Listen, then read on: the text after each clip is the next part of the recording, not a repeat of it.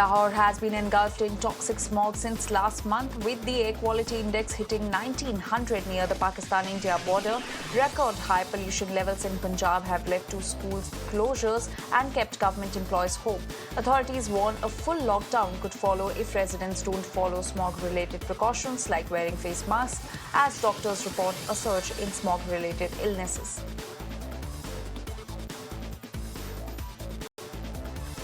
More than 2 years after the U.S. Supreme Court overturned Roe v. Wade and ended the federal constitutional right to an abortion, voters in 10 states cast ballots, marking a significant pushback against restrictions enacted. Voters in Missouri and 6 other states approved ballot measures to protect abortion rights. Meanwhile, attempts to further restrict abortion access failed in Florida, Nebraska, and South Dakota. Germany's Chancellor Olaf Scholz fired his rebellious finance minister Christian Lindner, spelling doom for the three-party coalition. Scholz announced the move following weeks of disputes among the coalition partners over ways to boost the country's ailing economy. He said he would seek a vote of confidence in January that he said might lead to early elections that otherwise would be due next September. Dismissed German Finance Minister Lindner responded to his dismissal by accusing Scholz of failing to recognize the need for a new economic awakening in the country. Lindner, a vocal advocate for economic reform, had pushed for substantial policy changes to revive Germany's struggling economy, clashing with the Social Democrats and also the Greens.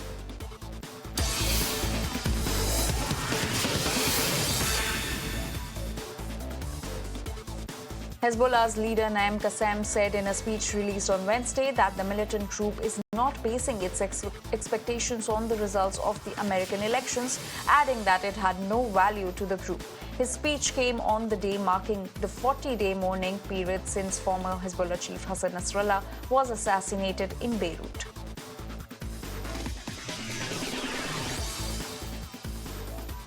Lebanese government files a complaint against Israel at the UN's labor organization over the string of deadly attacks involving exploding pagers, saying workers were among those 37 killed and 3,000 injured. The explosions in mid-September were widely blamed on Israel, which has neither confirmed nor denied involvement.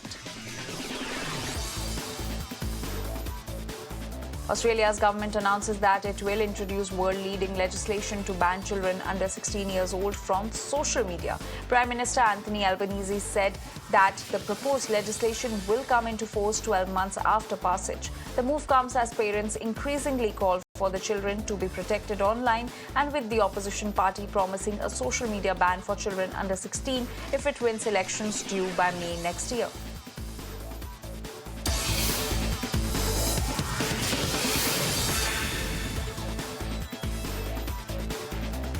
Mount Leotobi Laki-Laki on Indonesia's remote island of Flores erupted again, spewing black smoke as high as 8,000 feet.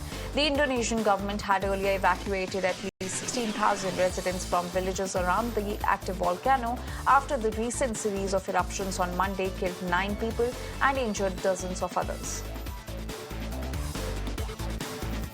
California was lashed by powerful winds that fed a fast-moving wildfire which destroyed dozens of homes and forced thousands of residents to flee, as forecasters warned of the potential for extreme and life-threatening blazes. Residents were urged to shelter in place while aircraft dropped water on the 50-acre broad fire.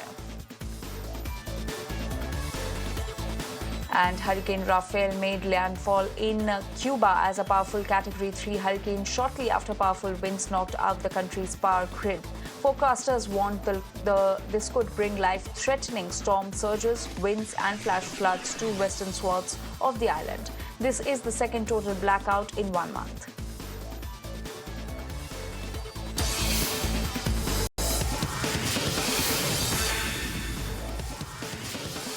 Russia's nuclear-powered icebreaker Chukotka was launched in St. Petersburg, with President Vladimir Putin watching through video link from Moscow. The official ceremony took place at the Baltic shipyard as people gathered to watch the icebreaking vessel enter the water. The Chukotka icebreaker is the fifth ship of the project 22220 and will play a key role in supporting year-round navigation along the Northern Sea route.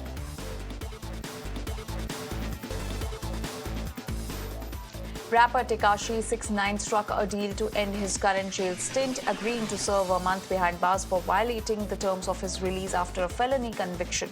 It calls for the entertainer to be sentenced to a month in jail, followed by a month of home incarceration, a month of home detention, and a month of curfew.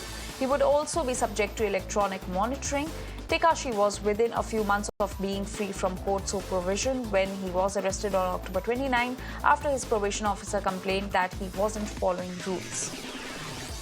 A pair of ruby slippers worn by Judy Garland in The Wizard of Oz is on the auction block nearly 2 decades after a thief stole the iconic shoes convinced they were adorned with real jewels. Heritage Auctions in Dallas announced that online bidding has started and will continue through December 7.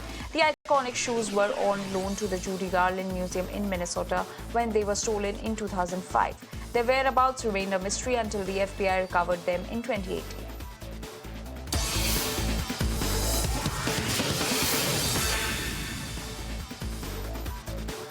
And now shifting our focus to the world of cricket, KL Rahul's poor form with the bat continues as the Indian opener today got dismissed for just 4 runs during the ongoing second test between India A and Australia A.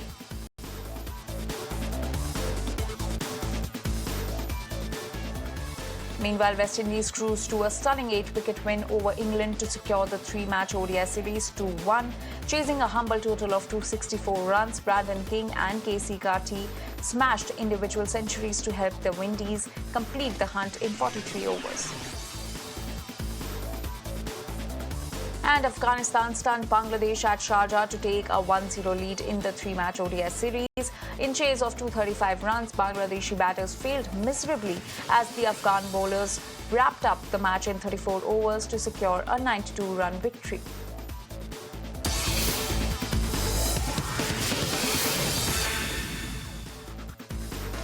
Amazon MGM Studios has released the trailer for its biographical wrestling drama Unstoppable, starring Jarrell Jerome and Jennifer Lopez. The movie tells the true story of Anthony Robles, who was born with one leg and won a 2011 NCAA Wrestling National Championship.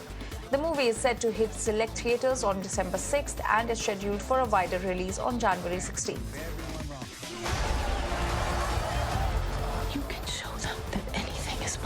Oh my God, is that guy missing a leg? That's my son. Jennifer Lopez and Jarrell Jerome posed for photos with the mother and son they play in Unstoppable at a special screening of the sports drama in London. The movie also stars Bobby Cannavale, Michael Pena and Dawn Cheadle. The film is produced by Ben Affleck. Remember, Lopez recently filed for divorce from Affleck following 2 years of marriage. The trailer released 2 months after she filed for divorce.